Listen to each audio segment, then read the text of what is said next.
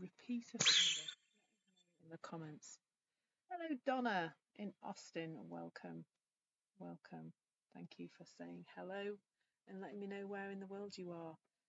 I'm currently in a place called Easingwold, which is near York in the north of England, Yorkshire. But I'm in my motorhome today called Trevor. Sometimes I'm at home in Leeds, so I do get around. I do potter around, and quite often when you catch these lives, you will catch me on the road, because that's where I like to be some of the time. Good morning from Dublin, Anna. Good morning. Welcome. Welcome. So a little bit about me before we get started. You can share a little bit about you as well if you want in the comments, and what brought you here. Why have you come here today? What attracted you to this session? And what you'd like to know. I love to make these as interactive as possible. I've got some thoughts on the subject, which is embracing imperfection, but it's always good to hear what brought you here, and therefore what you would like to know about that particular subject. So my name's Clare, and I call myself a human potential catalyst, because I truly do believe that we have this access to, we have infinite potential, but that often we don't experience that in our lives because we spend a lot of time in our thinking, and not a lot of time connected to that potential. So I help people to notice, to become more aware, to become more curious about how thought, consciousness and mind, which are the three principles, are creating their experience, and help them to therefore begin to have a better experience of life. Because I think that's why we're here, isn't it? Like, that's why you're here, is because there is something about your experience of life that is not as you would like it to be. And so that's why we come together in a space like this, I think, isn't it? To try and feel better. And I personally have been on quite a journey over the last few years, a journey of discovery, a journey of seeking to try and feel better. And felt for a long time like I was going round and round in circles with that, trying all different tools and techniques, trying all sorts of strategies, poking around in the past, trying to resolve things, and also doing endless like daily rituals and things to try and make myself feel okay. And when I came across the three principles in January 2020, I very quickly started to have a much nicer experience of life. It didn't take very long at all. But what I've noticed as well is that there's been more and more of the same. More and more has fallen away over the last 3.5 years it's been now. So I can see there are still people coming in, which is great. Please do say hello.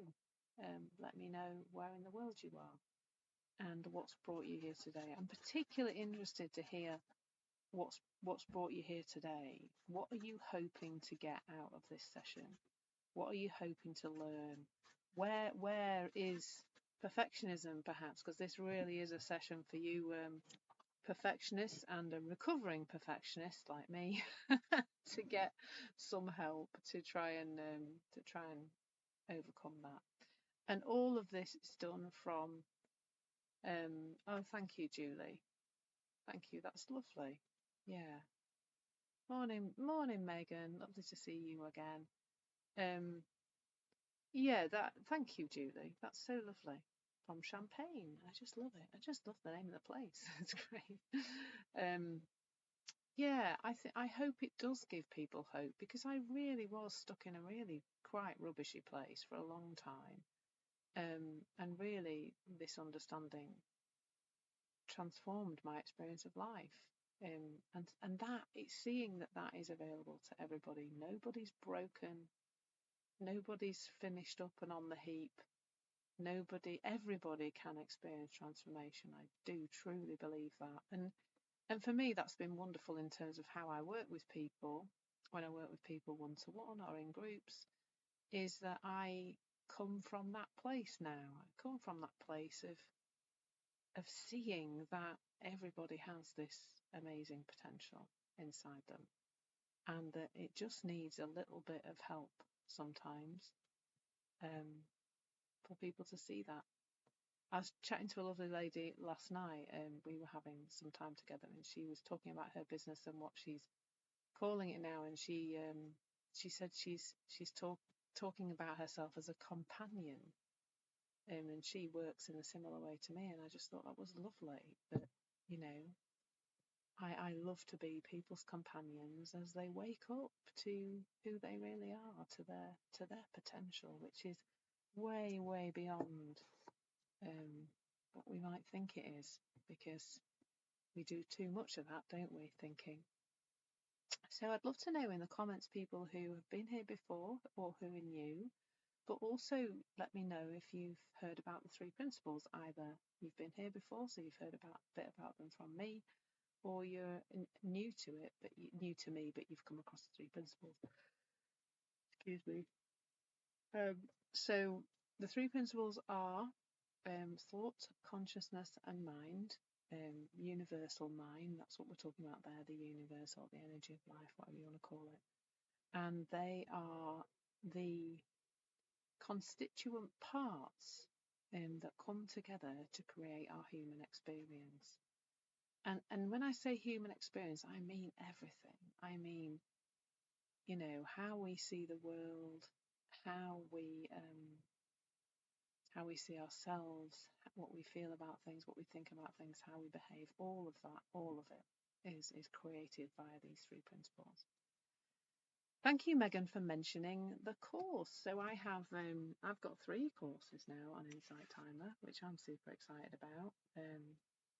And that, I tell you why I'm partly super excited about that is because, for me to have created 3 audio courses in 3 months is huge, because productivity wise that would have been felt quite difficult in the past, but now I do see myself as much more productive. No, Bumpy, it isn't actually. I do mostly work with women, but men are human too, of course. and the things that I share are about human beings. All our experiences created the same way. Now, I think women have different thinking to men, very much so. But there's the human potential thing is for everybody, really. So Megan, just back to the courses. Thank you for mentioning the courses, Megan. So I have 3 courses on here: Calm, Balance and Clarity with Ease, Revealing Your Full Potential with the 3 Principles, and Stress to Success, a 3 Principles approach to effortless productivity. And this month, the 3rd course there is, of course, reflecting the theme this month, and the theme is productivity. Is because often I think when we're not revealing our true potential, it's partly because we're not doing the things that would be helpful in terms of that, isn't it? So we're looking at that. So please do explore those on my profile. Always keen for, please follow me there, and then you'll get to hear more about the sessions I'm doing. So I'm doing lots of live sessions this month. I've just been scheduling some more in actually for next week. And there's the theme for this month is productivity. So we've got one on Friday, inspiring creativity. We've got what's in the way on Monday at 3:50. We've got, these are all UK times, by the way, what's in the way of productivity and what to do about it. And Tuesday the 18th, I've got scheduled at 9:05 a.m. Cultivating Mindless for Effortless Productivity. So there's at least 3 sessions a week. Next week it probably will just be 3, because looking at my diary, I'm struggling to squeeze a 4th in. Usually you quite often do 4, but next week is looking a bit too tight. So bless you, Julie. Yeah, if you're feeling stuck, then you are in the right place. That's often what my clients feel like, is that they are stuck and searching too. There's an irony really to searching for a breakthrough, because it often is in the searching that we hold the breakthrough in place. We hold the stuckness in place, and the breakthrough doesn't come, because often we look from our psychology and the breakthrough isn't there, because that's us, tweaking our psychology with our psychology, and that can lead to us kind of going round and round in circles. So morning, Cindy, lovely to have you here again from Sweden. And Brandon, good morning from Texas. It must be very early morning in Texas, I think. Like probably something that I would call the middle of the night, perhaps. But everybody's welcome wherever they're coming from and whenever they turn up. So, this understanding that I share the three principles has completely changed my life, and I can really see the potential for it to change many, many, many lives. And that is something I'm truly passionate about. And I'm really finding that being here on Insight Timer is just the perfect space to share this. I'm getting such lovely messages from people who are reviewing what I'm doing and saying what an impact it's having on their lives, and just being what they needed at the right time. And so today, if you find this session helpful, and you are able to, then of course I'm truly grateful if you're able to make a donation, which you can do. I understand it's quite easy to make a donation from where you are right now in terms of looking at the screen. So, but other than that, please do follow me. Please do check out the link in my bio. It's great that I've now got people reaching out and messaging me. That's really good. You can do that obviously through Insight Timer, although the alerts for the messages just don't exist, so I do have to remember to check. But also on the link in bio, there's other ways to communicate with me, so please do check that out. And if you follow me, of course, you get to know everything that I'm doing. I'm releasing new free tracks every day. Well, I say every day. I put them on every day, and then Insight Timer eventually kind of approves them, although they do seem to have got a bit faster. Oh, thank you, Donna. That's lovely. Nice to see you. Thank you so much, Donna. That's so generous. It's lovely that donations are coming through already. Thank you so much. So today we're going to explore imperfection, or embracing imperfection, or perhaps we'll probably start with a bit of exploring perfectionism. So come on, admit it in the comments if you are a perfectionist or a recovering perfectionist. I'm going to put my hand up and say definitely a perfectionist. And yeah, Julie, welcome to the club. I feel like maybe we're the recovering perfectionist, but yeah, Megan too. Megan's got a little hand up emoji. I like that. Yeah. Well, do you know what? We're perfectly imperfect, Cindy, aren't we? All of us, all the time. And that's maybe a lovely place to start with a conversation about perfection. Is that well, either it doesn't exist or everything is perfect. Like, oh, I'm off. Early doors crying. If you're not used to being here with me, you'll know. Well, if you are used to it, you'll know that I do have a little cry or something. But when I connect to something that I just feel, I think it's things that I just wish everybody knew. Like, can you imagine life where everybody knew that there was no such thing as perfect? Yeah, absolutely. And I think it hinders us so much. If your goal is to be perfect, and you have a concept of that, because that's it, isn't it? There is no such thing. I'm going to say there's no such thing. It's a made-up word. Morning, finance. It's a made-up concept, isn't it? Like, I'm trying to think of a thing. Like a song. Let's just take a song. Like my perfect song that, I like to dance to, for example, will be something from the 80s, probably Wham. And, it's got to have the words I can sing along to. They're my favourite songs to dance to. And so for me, there's Wake Me Up Before You Go Go. That's a good one. That's a really good one for me. But I can guarantee that everybody else's perfect song to dance to is different to mine. And I think we can kind of accept that, can't we? When it's not to do with us. That there is no perfect song to dance to. My version of perfect song to dance to will be different to everybody's. If you're a few decades younger than me, then it probably won't be Wake Me Up Before You Go Go by Wham. It'll be something else. And when it's something out there, like again, something else that comes to mind is, I'm in the motorhome right now, and you might be able to hear the rain. It'll hopefully be a nice little background noise. I'll just increase again. It'll hopefully be a little background noise rather than the racket that I can actually hear. But it's suddenly coming down really heavily. But when we were choosing our motorhome, our perfect motorhome, yeah, in my motorhome, Cindy, I am at the moment. My perfect motorhome will probably be very different to somebody else's. So this motorhome is a 6-berth motorhome, and it has 2 seating areas because today, it doesn't happen a lot, but today my fiance and I are both working from the motorhome. That's what we're doing today. So it needs to have a seating area here. I'm sat at the front of the van and Bruce is sat at the back. So that was one of the things that would make a motorhome perfect for us.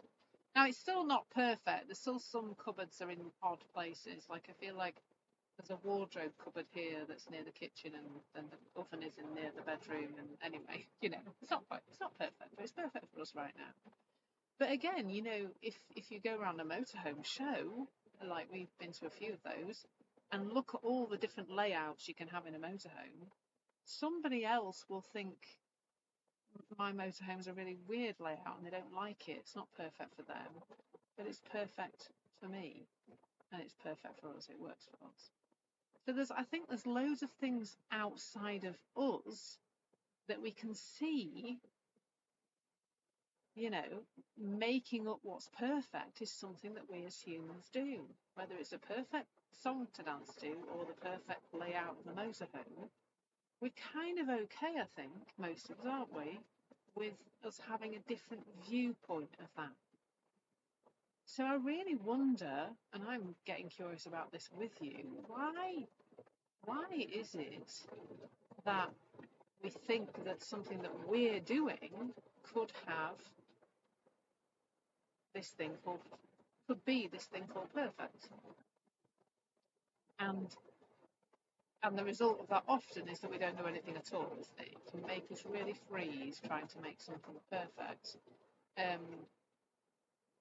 that can't be perfect. We end up just doing nothing because the fear of it not being perfect just completely stops us, doesn't it? So there's something there around, like what Cindy said. What is the concept of perfect, really? What even is that? What have we made that up to be? Yeah, so I'm just having a look at the comments. Yeah. Nobody is and everybody is at the same time, I think, Cindy. Yeah, I like enough. What is enough as well?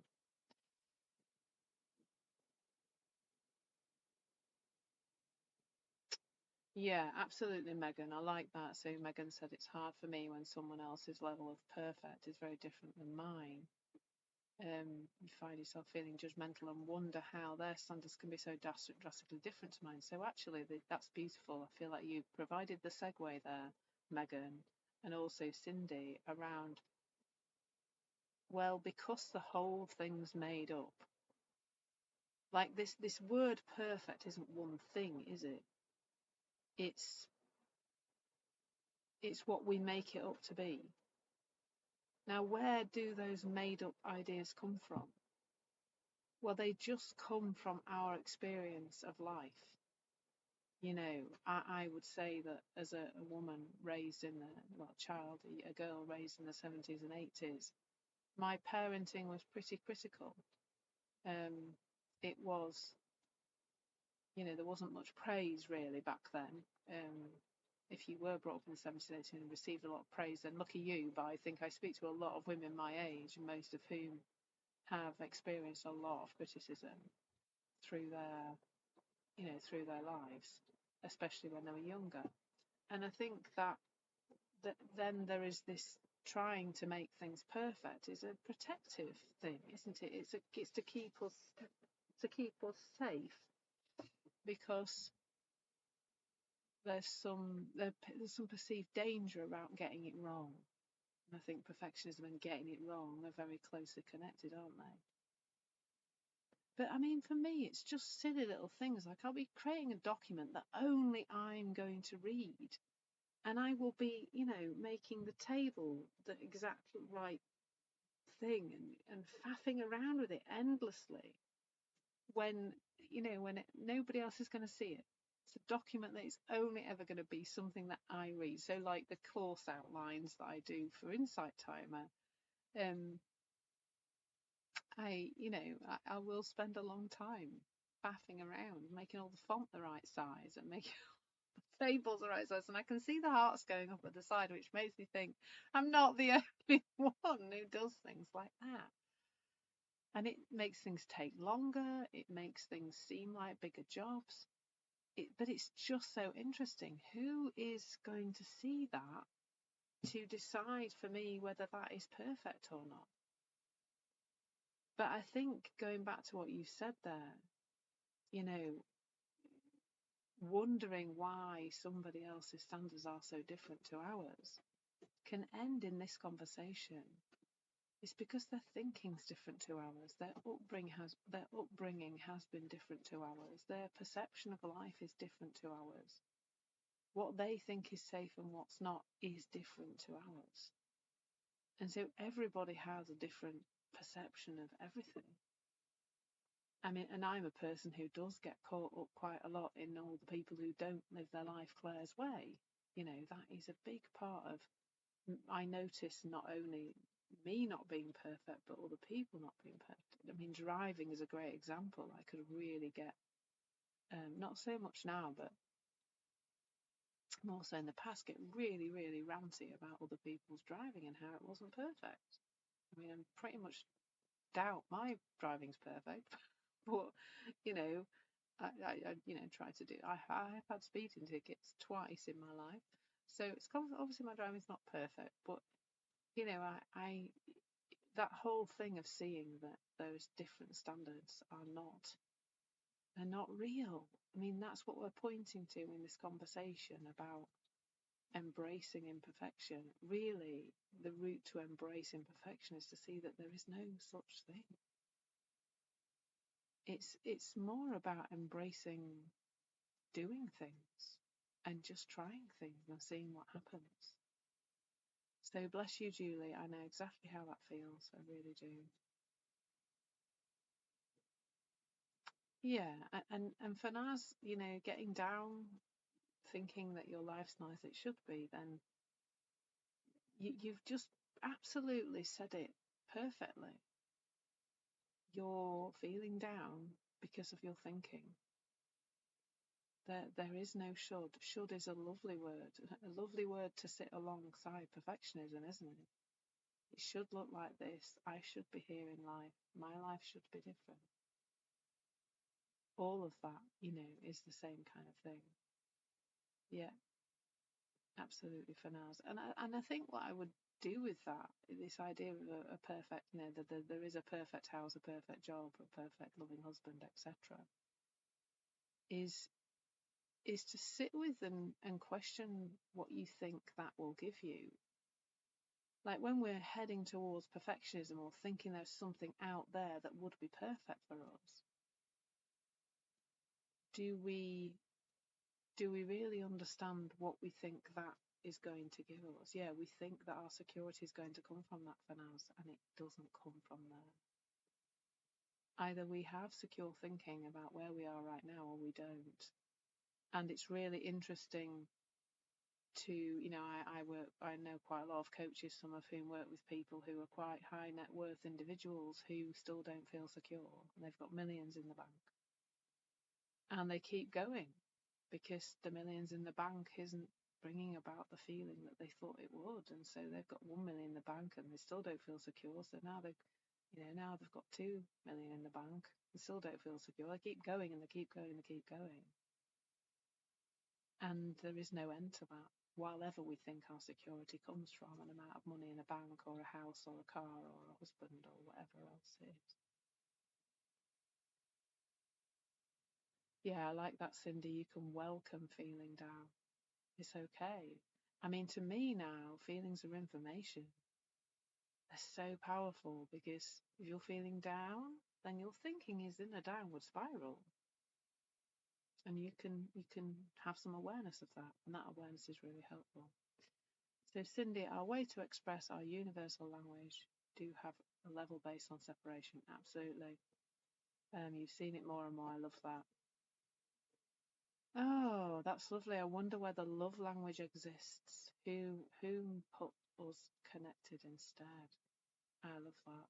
Like, yeah, I could feel like I do a session on that. Just what kind of language puts us further into separation? I would say perfection absolutely puts us further into separation. It's perpetuating this illusion that the whole thing isn't perfect already. Like, I get there are things in life, let's take the environment as an example, that doesn't look so good right now, does it? You know, if you're interested in that kind of thing. All over the world, there's strange weather happening, and my fiance's from South Africa, and it's snowing there, and it just doesn't ever snow there. I mean, it's probably just a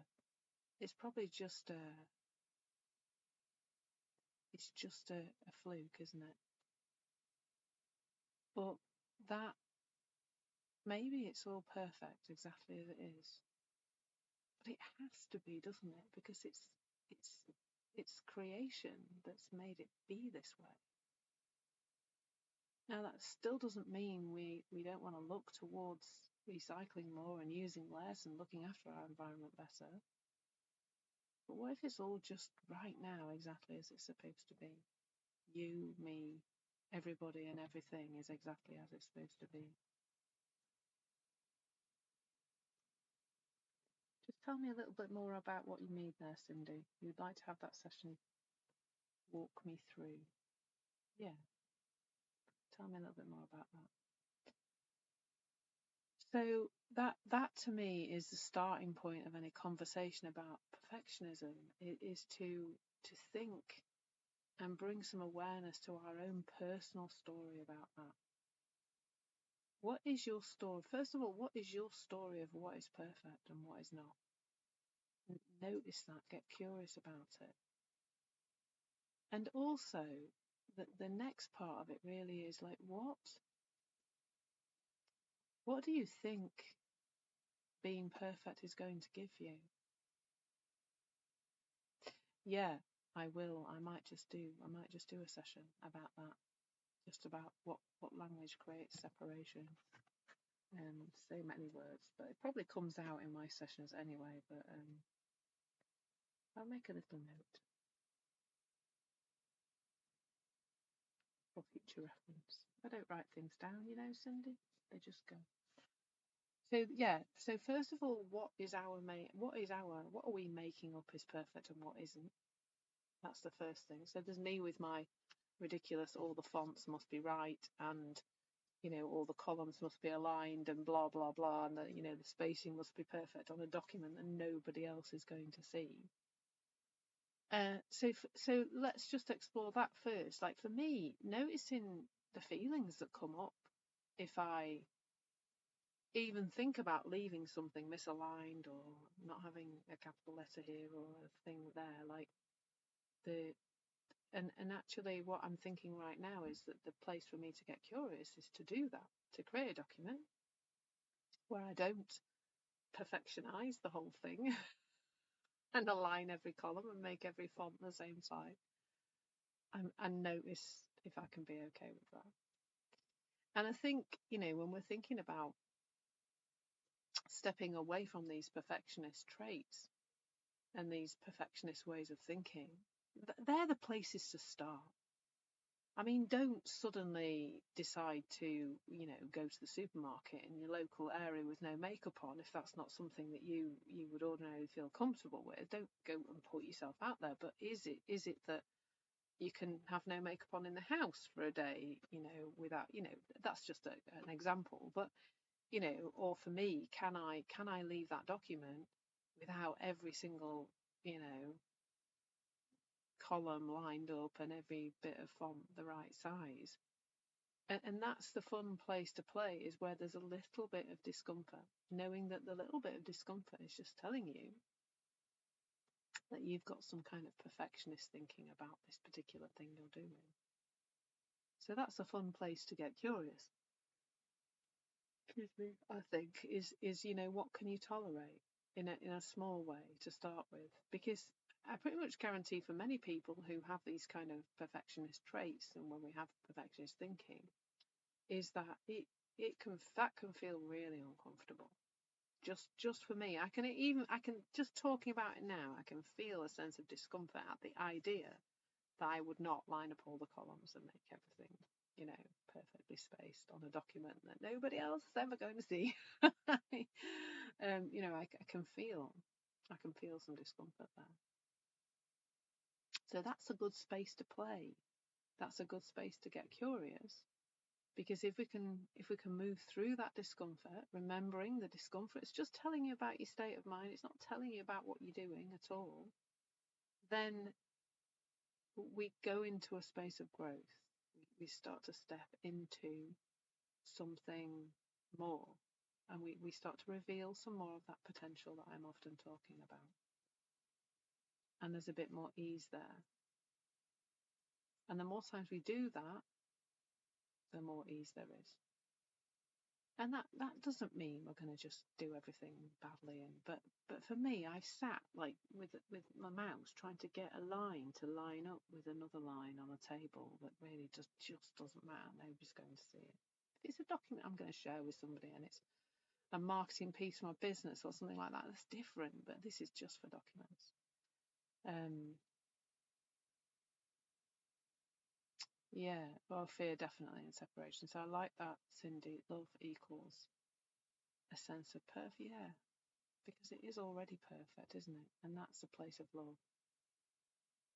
Yeah, and separation. I like that. Separation equals sense of deep separation equals imperfection. And fear and separation definitely together, Cindy. I would totally, yeah, I would totally agree with that.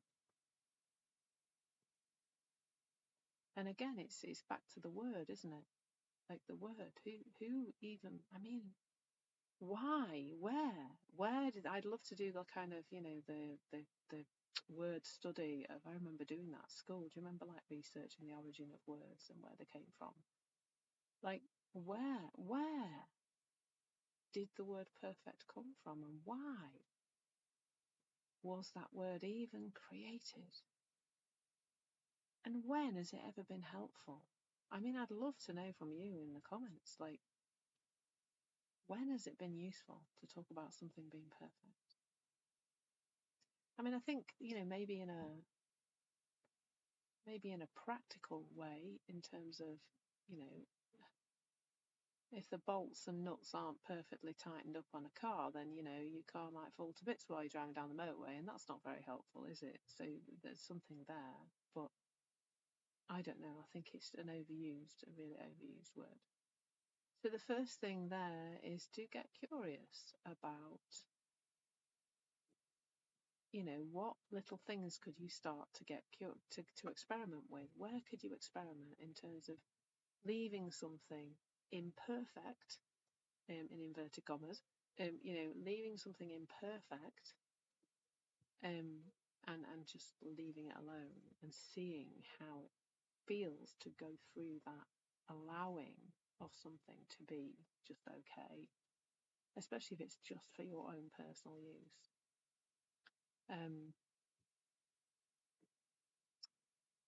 And the second thing is, what so we've looked first of all at what you're making up to be perfect. I've forgotten what the second point was now, because my brain has just deleted it. So I'm being imperfect today, definitely.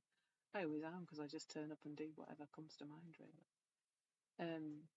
Yeah, I like what you say, Cindy, there. There's something about this evolution of language. And I wonder how many words, if you looked at them like perfect, that started off quite innocent and useful, and are now these just yet something else to beat ourselves up with, aren't they? There's so many of those words that, had a use probably, and were a useful way of trying to articulate something once upon a time, but now have just become very very much caught up in thought, like you say. That they've become something that is given them more power, like you said, Cindy, given too much power, more power than it actually ever was meant to have in the first place. And so many of us are now stuck thinking that things have to be perfect before we can even do anything. And I think we've has already been said today by Julie, that freeze thing comes as a result of that. And I'm glad, Julie, that you're finding this helpful and comforting. I think what I find most helpful and comforting often about the three principles is that it's seeing that we're not the only one. Everybody's making something up to need to be perfect in some way. And yet that's not our natural state, really. I'm talking a lot in this section on productivity. I talk a lot anyway about little children and how we can see their no needs to be perfect in any way, shape or form. I mean, I remember my daughter was about 12 months old, maybe a bit older than that, maybe about 18 months old, and she started wanting to choose her own clothes. And the combinations were interesting. They were neither weather appropriate or colour matched or anything, but she didn't care. She just wanted to wear what she wanted to wear. And she didn't have anything to compare it with, and she also just didn't care. The other kids might have been all wearing matching tops and trousers or whatever.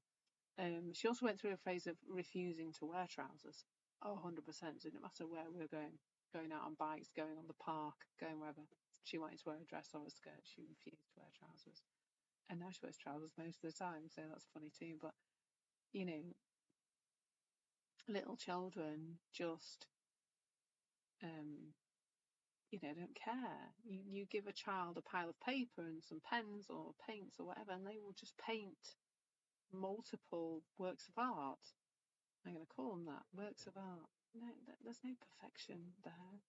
That it is perfect what they've created because it's coming from their creative spark, and maybe everything that comes from our creative spark is already coming into form, already perfect. There's nothing else to do with that. But of course we come in with our psychology and we think it's got to look different.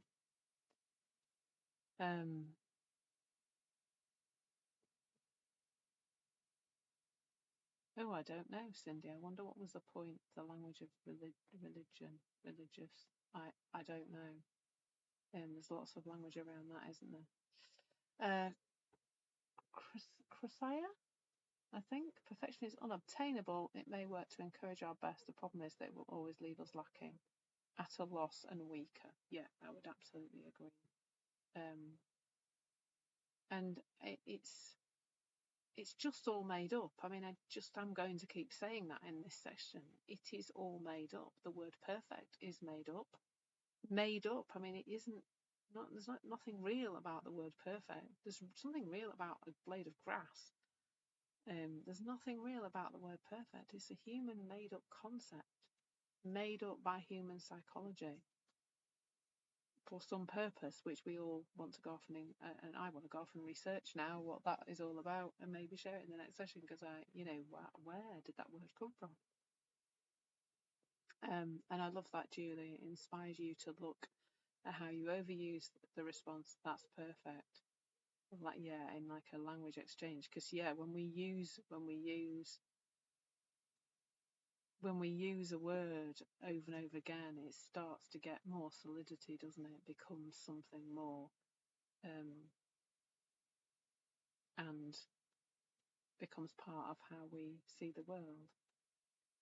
Yeah, everyone's perfect is different, Michelle, and we all see the world from our own perspective. Absolutely. We've talked a little bit about that too, that the whole thing is made up. And I think the other place where perfectionism can really rear its ugly head is around comparison, is that we look at somebody else's life, somebody else's way of doing things, and we think that ours has to look the same and that theirs is perfect and ours isn't. We're talking about the Instagram life there, aren't we? When we look at somebody else's life and go, oh no, their life's perfect and mine's not. So Krisha, like Trisha with a K. I like it. Thank you so much, Krisha, for telling me how to say that word. That's a tricky thing when you're not having a com. Ooh, apparently it comes from the Latin and translates completely do. Ooh, that is interesting. Completely do. Wow. And yet it stops us from doing things, doesn't it? So there's something about completion rather than what we interpret as meaning, which is that it has to be completed and polished, T's crossed, I's dotted. It's got to look a certain way. Whereas really, it sounds like it's talking really about just making things happen. And in actual fact, we go back to the toddlers again, and making things happen is what, oh, hello, Claudia, and making things happen is what toddlers do all day, every day. They just make things happen. You put a room of small people, 2-3 years old, and you put them in a nursery or a room where there's things for them to do, and they will be doing. They will be completing things to their satisfaction. Like, again, you give the toddlers a pile of paper and some paintings, and I've had children who've just done like one yellow stripe on the thing, and you're like, well, is it finished? Are you, yeah, that's done, thank you, give that to my mummy. You just but it's complete. They're happy with what they've done. They might put a red stripe on another day, but today it's just a yellow stripe. It's fine. It's a big yellow painty stripe, and it's perfect. And yet most of us wouldn't be happy with just the one yellow stripe, although art is quite minimalist these days, isn't it? So maybe the yellow stripe on the piece of canvas would be worth millions, because these days it does seem to be, doesn't it? Yeah, Cindy, what would the bird be for the baby before she's known? And it's called a bird. I don't know, the words, it's all the words, isn't it? So there's a huge piece around what we think perfect is. Oh, thank you, Michelle, it originated as an adjective in the 19th century and had degrees that are now obsolete. Perfecter and perfectist became obsolete. So the perfecter was the person who completed the task, I guess. Oh my goodness, that's so interesting. And yet, that word now is, I think it's so helpful, that, Michelle. Thank you so much for looking it up, because that just shows, doesn't it? We've taken a word that came from the Latin, which was made up anyway, but we've taken that and then we've made it into a thing to beat ourselves up with, when actually it's just about finishing things. So let's explore that a little bit, because that's it, isn't it, with perfectionism. So whether you're employed or whether you're in a business and you're running your own business, perfectionism can have a stranglehold, can't it? In terms of, we've had already people talking today, Julie talking today about perfectionism feeling frozen to the ground by this idea that things have to be perfect. And I think that I can definitely relate to periods in my life where I've just thought about a task, really, thought about what it had to be like to be perfect, and then not done it, because the weight of the story around what I would have to do to make it perfect just is like, it's just so heavy, and I think it pretty much hinders your breathing, doesn't it? Oh, bless you, Michelle. Maybe we should talk. Your business partner struggles with that, and it is driving you insane. Um,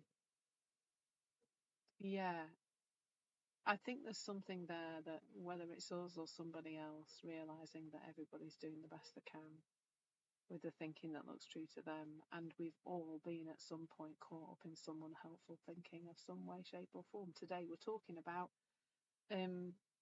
perfectionism, but it's all thought, isn't it? We're talking about made up words, we're talking about things that hold us back, we're talking about our psychology and how it impacts us and how we are in the world. And it doesn't matter who we are, there will be some sort of thinking that's unhelpful that we can't always see because we're very good at misusing the power of the three principles and creating a really quite unpleasant experience for ourselves. But of course, our potential is huge, and there's always more available to us. There's always more of our potential to be revealed. So, yeah, bless you, Michelle. We all have somebody in our lives who we notice is caught up in something, and it's really easy to notice it in other people and then not notice it in ourselves. I know I'm jolly well good at that, at noticing other people's stuff and then not noticing it in myself. So yeah, I can understand that you do it too, but in your business it makes your decisions difficult. Yeah, because if you're both perhaps have got a different idea about what perfect looks like, then of course that can create a head-butting situation quite often. Hello, Jeff. You can create the most perfect bad experience for yourself and often won't rest until you do. Oh, bless you, Jeff. I think we've all been there, and I think everyone in this room can relate to that, where we're literally. I was just listening to a book by Joseph Bailey.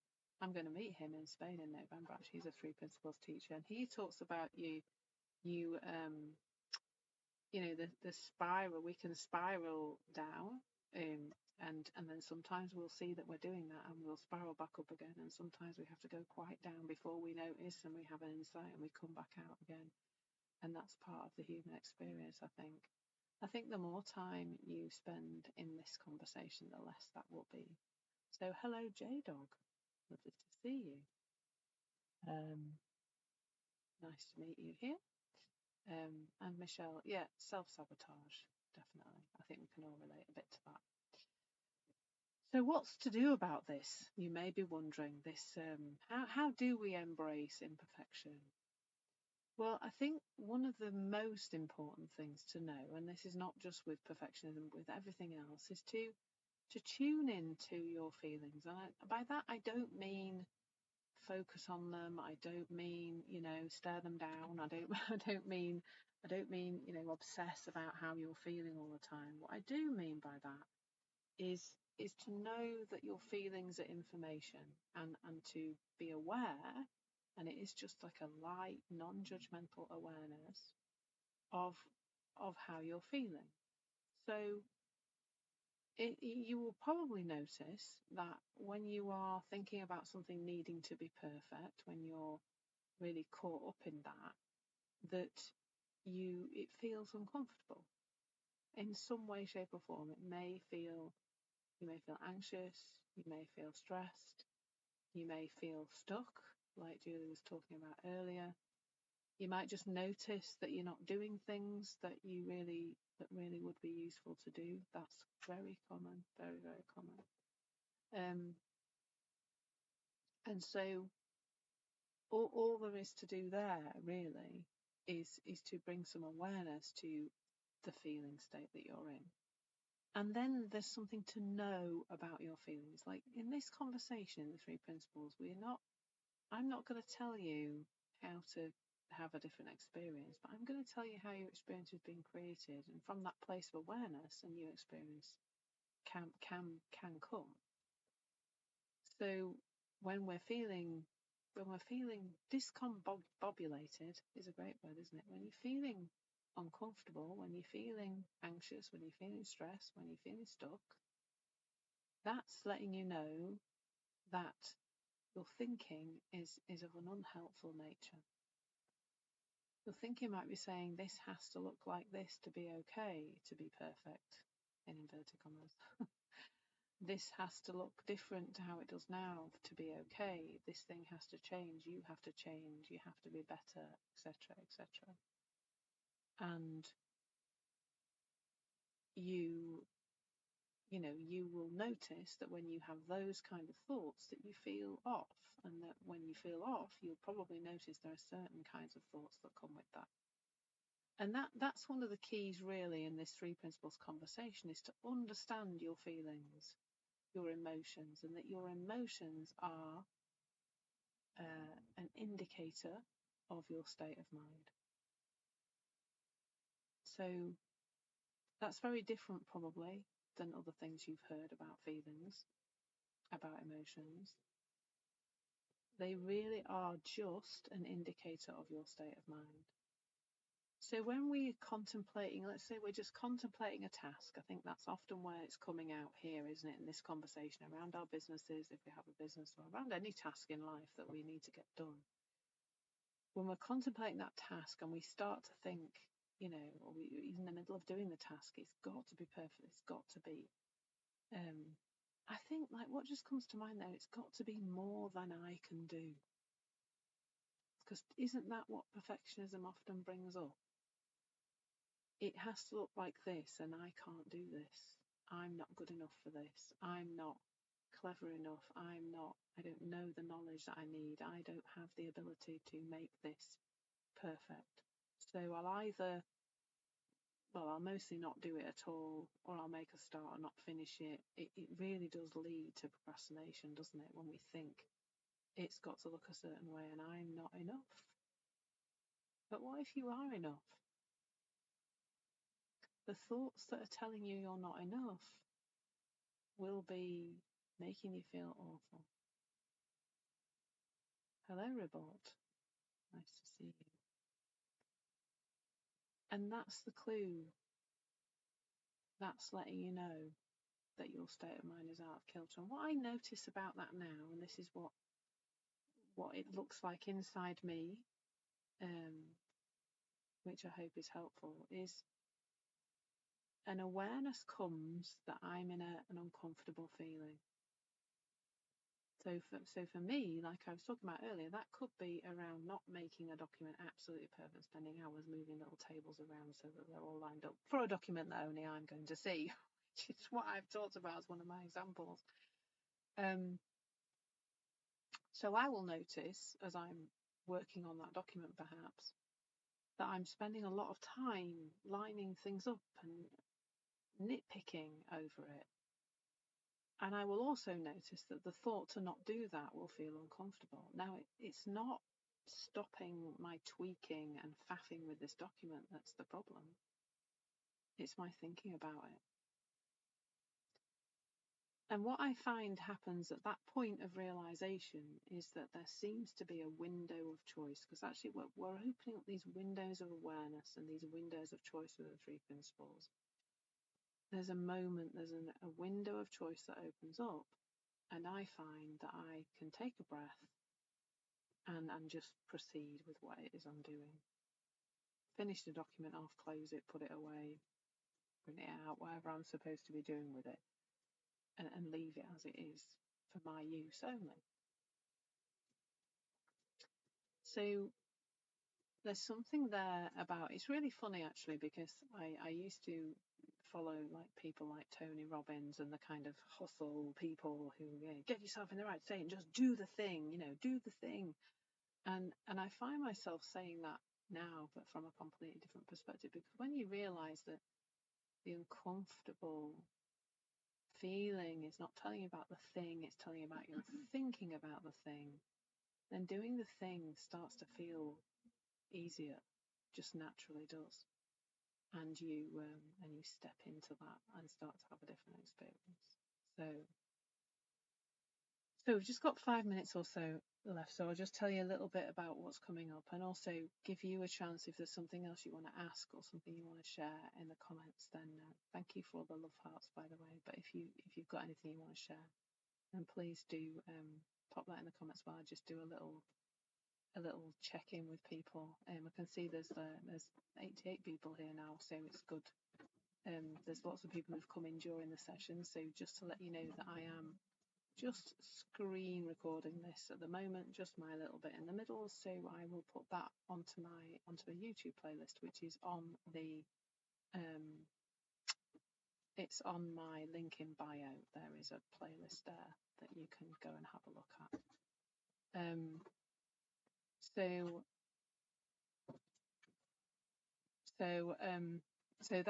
So that's useful to go to my bio. Follow me, please, if you're not one follow me before. If you've come in late in the session, then please do connect with me and do follow me and find out what else I'm up to.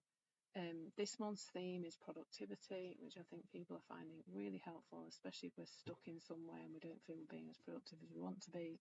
So if you go over to my bio, I've got 3 courses: Calm, Balance and Clarity with Ease, Revealing Your Full Potential with the 3 Principles, and Stress to Success, a 3P approach to effortless productivity. So there's 3 courses. I do recommend doing them in that order.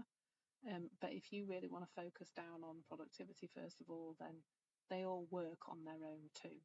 So please do go and have a look at those. What I'm finding is fun with those is that people can message me on the course and I can do a little voice note back answering their questions, which I really like. It's a really good, fun way to communicate with people who are actually going through the course. I'm having some great conversations on there. So if you want to engage in a bit more of a conversation with me, the courses are a great place to go and do that, to ask questions and get replies to those. Coming up this week and next week, we've got, it is Wednesday, isn't it already? So Friday, we've got 1:11. These are all BST, British Summertime.